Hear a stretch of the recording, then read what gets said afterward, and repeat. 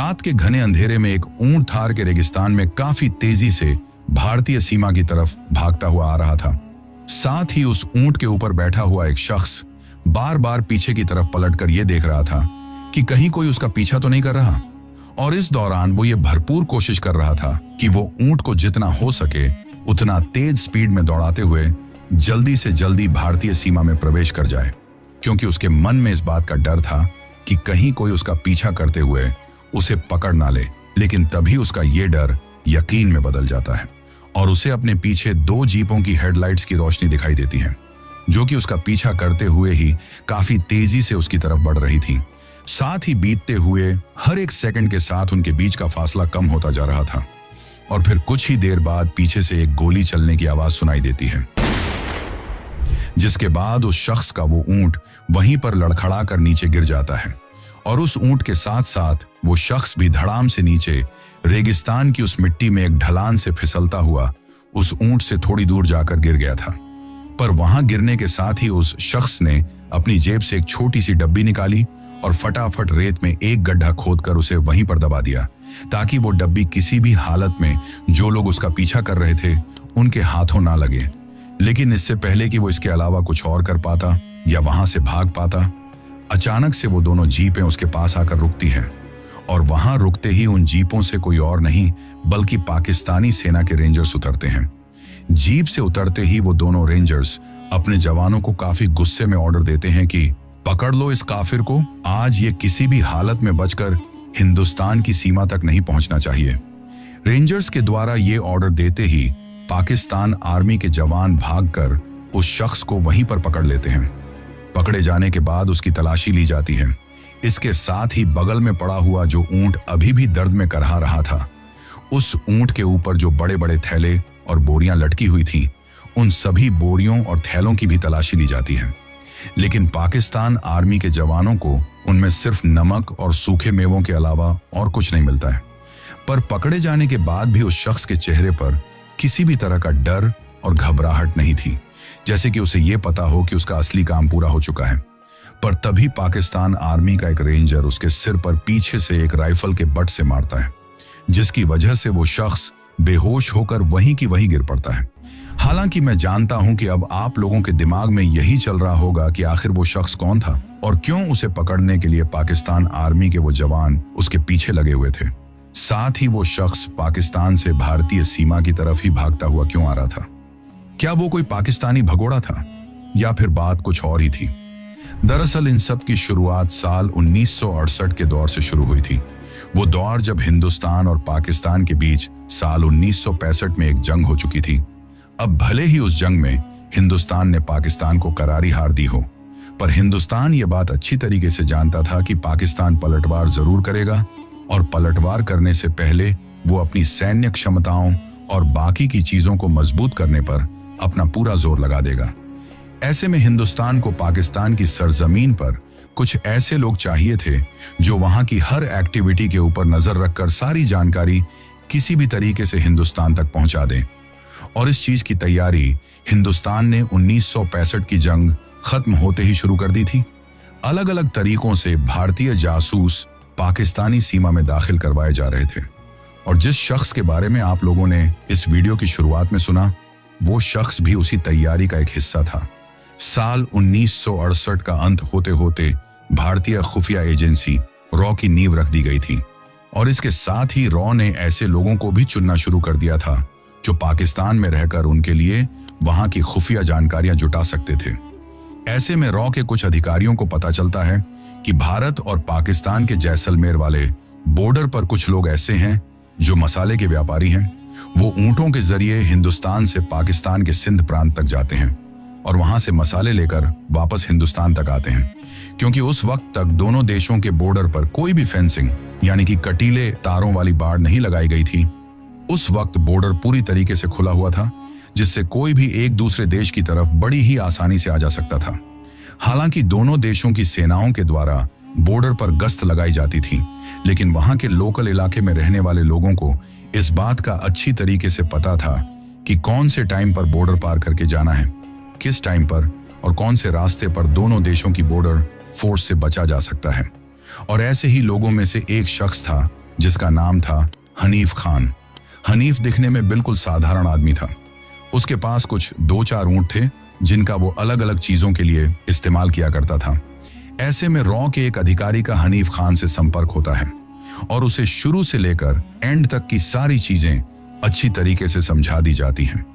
कि शुरुआत में उसे कोई बड़ा काम नहीं करना है। उसे बस पाकिस्तान की तरफ जाने के बाद इस बात का ध्यान रखना है कि कौन सी जगह पर फौज की हलचल ज्यादा बढ़ रही है,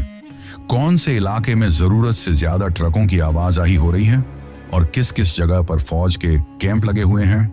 अब शुरू में तो हनीफ इस काम को करने के लिए बिल्कुल मना कर देता है, लेकिन फिर रॉ के पास इस चीज का भी इलाज था। दरअसल रॉ को पता चला कि उन दिनों हनीफ के व्यापार में कुछ मंदी चल रही थी और उस चीज का सबसे बड़ा कारण था कि उसके ऊपर काफी ज्यादा कर्ज बढ़ गया था। जिन लोगों को वो मसाले लाकर बेच रहा था वो लोग उसे टाइम पर पैसा नहीं दे रहे थे। ऐसे में रॉ के द्वारा उसे थोड़ी आर्थिक मदद दी जाती है, जिसकी वजह से वो रॉ के लिए ये काम करने को तैयार हो जाता है, क्योंकि भले ही उसके लिए ये काम थोड़ा मुश्किल था, लेकिन उससे ज्यादा किसी और के लिए ये काम आसान भी नहीं हो सकता था। अब धीरे धीरे हनीफ ने पाकिस्तान में अपनी पकड़ बनानी शुरू कर दी थी। पहले जब वो मसाले खरीदने के लिए बॉर्डर के उस पार जाया करता था तो 1-2 दिन में ही वापस लौट आता था, लेकिन अब तो हफ्तों तक पाकिस्तान में ही रुकने लगा था। व्यापार के बहाने वहां के लोग भी उसके ऊपर काफी ज्यादा विश्वास किया करते थे, लेकिन इतने दिनों तक वहां पर रुकने का उसका असली मकसद मसाले खरीदना नहीं, बल्कि वहां की अगल बगल की चीजों के ऊपर कड़ी नजर रखना था। उस दौरान वो किसी भी चीज को लिखकर अपने पास नहीं रखा था,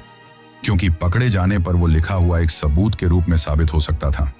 इसी वजह से वो हर चीज को अपने दिमाग में ही याद रखता था और बॉर्डर के इस पार आने के बाद सारी खुफिया जानकारियां रॉ को अपने मुंह से ही बताया करता था। धीरे धीरे ऐसे करते करते कई महीने बीत चुके थे, लेकिन इस चीज की वजह से सरहद के उस पार पाकिस्तानी सेना में एक अजीब सी हलचल मच गई थी, क्योंकि पाकिस्तानी सेना के द्वारा किए जाने वाले किसी भी गुप्त काम की जानकारी पहले से ही हिंदुस्तान तक कैसे पहुंच रही थी,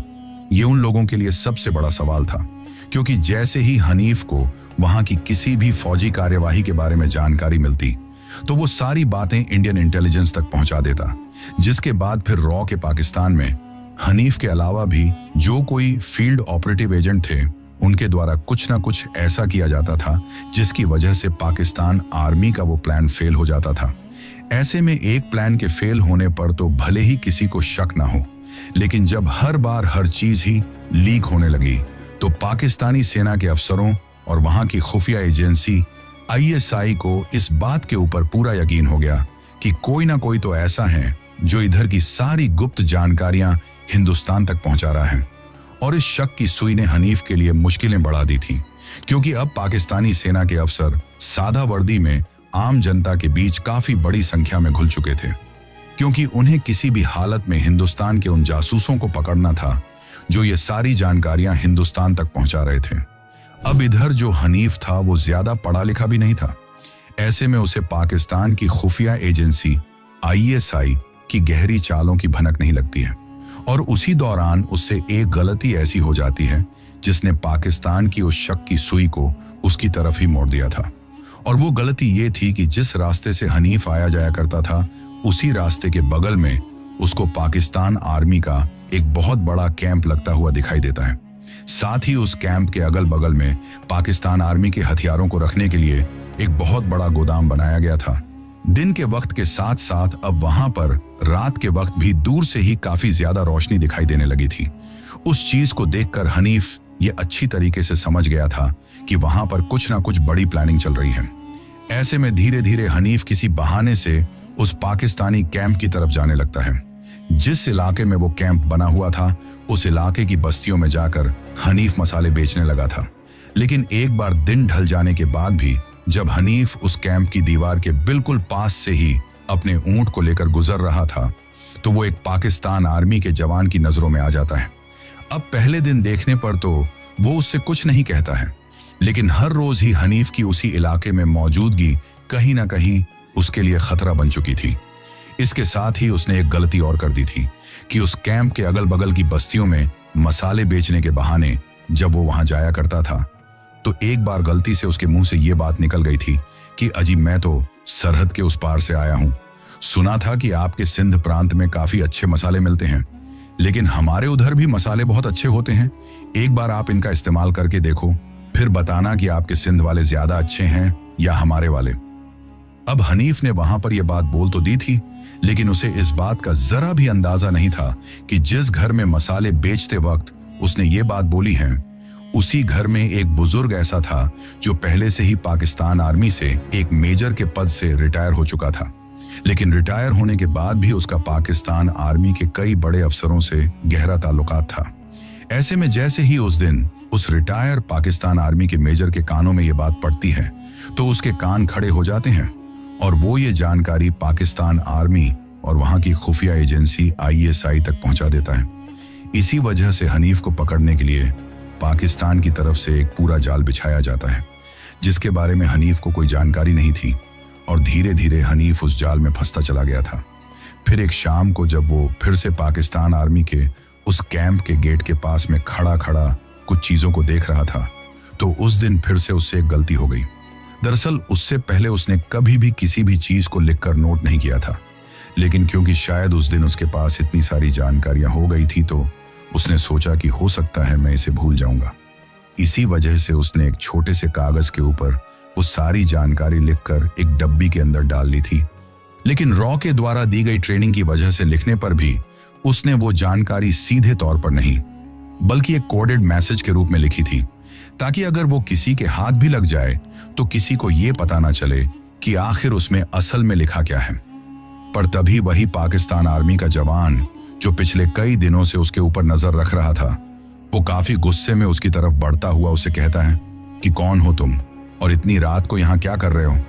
अब जैसे ही हनीफ ने उस पाकिस्तान आर्मी के जवान को उस तरीके से गुस्से में अपनी तरफ राइफल तान कर आता हुआ देखा, तो हड़बड़ाहट में उसी वक्त उससे दूसरी गलती भी हो जाती है। दरअसल हनीफ को लगा कि शायद वो उसे वहीं पर गोली मार देगा। इसी वजह से वो अपने ऊंट के ऊपर बैठकर वहां से भाग निकलता है, और इसी चीज ने शक को यकीन में बदल दिया था। जिसके बाद उस रात हनीफ ने अपने ऊंट को बहुत भगाने की कोशिश की, और उसका ऊंट भी इतना बहादुर था कि पाकिस्तान आर्मी के उस कैंप से लेकर वो उसे बचाते हुए लगभग हिंदुस्तान पाकिस्तान के बॉर्डर के काफी करीब ले आया था। लेकिन क्योंकि वो तो एक इंसानों की तरह जीव ही था, जिसकी भागने की भी एक क्षमता थी, लेकिन जो लोग उसका पीछा कर रहे थे वो तो जीपों से उसका पीछा कर रहे थे, तो ऐसे में जल्द ही वो उनकी पकड़ में आ जाता है। हालांकि हनीफ का ऊंट फिर भी उसे बॉर्डर पार करवा सकता था, अगर पाकिस्तान आर्मी के रेंजर्स के द्वारा उसके ऊपर गोली ना चलाई गई होती,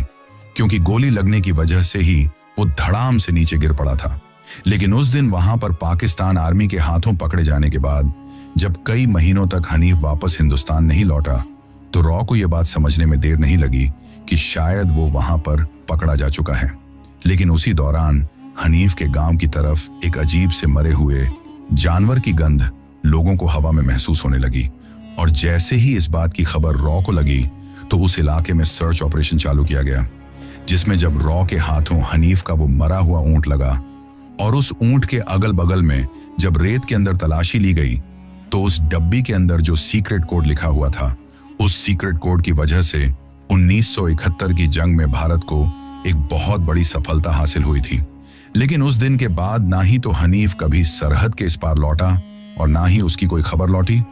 हो सकता है कि वो आज भी पाकिस्तान की जेल में जासूसी के जुर्म में सड़ रहा हो, या फिर हो सकता है कि वहां के टॉर्चर को सहते सहते वो मौत के मुंह में समा गया हो। क्योंकि ये बात तो आप लोग अच्छी तरीके से जानते ही हो कि अगर एक बार पाकिस्तान में कोई दुश्मन देश का जासूस पकड़ा जाए तो फिर उसे किस तरीके से टॉर्चर किया जाता है। क्योंकि आप सब लोगों ने हाल ही में धुरंधर मूवी देखी होगी, तो इस वजह से आपको इस बात का अच्छी तरीके से अंदाजा होगा। लेकिन वो कहते हैं कि कुछ जंग मैदान में लड़ी जाती हैं और कुछ लोग चुपचाप अपना काम करके चले जाते हैं।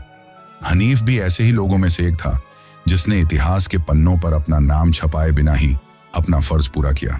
दोस्तों, अगर हमारी ये 2D एनिमेशन वाली वीडियो आपको पसंद आई हो तो वीडियो को एक लाइक और चैनल को सब्सक्राइब जरूर करें। हम आगे भी ऐसी ही कहानियां 2D एनिमेशन के जरिए आपके लिए लाते रहेंगे, इसलिए चैनल को सब्सक्राइब करना ना भूलें, क्योंकि आपका एक सब्सक्राइब भी हमारे लिए बहुत ज्यादा मायने रखता है।